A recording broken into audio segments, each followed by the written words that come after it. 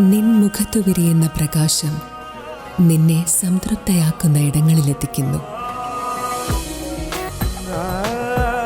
പ്രൗഢമായ ബന്ധങ്ങൾ, പ്രൗഢമായ പൊന്നിനൊപ്പം.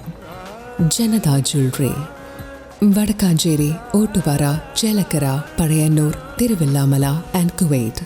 തിരുവല്ലാമലയിൽ അനധികൃതമായി 6 ലിറ്റർ മദ്യം സ്കൂട്ടറിൽ കടത്തുകയായിരുന്ന കൃഷ്ണവിലാസം വീട്ടിൽ രാധാകൃഷ്ണനെ പഴയന്നൂർ എക്സൈസ് സംഘം അറസ്റ്റ് ചെയ്തു. അനധികൃതമായി മദ്യം കടത്തിക്കൊണ്ടുവന്ന തിരുവല്ലോമല കണിയാർക്കോട് സ്വദേശിയെ പഴയന്നൂർ എക്സൈസ് പിടികൂടി.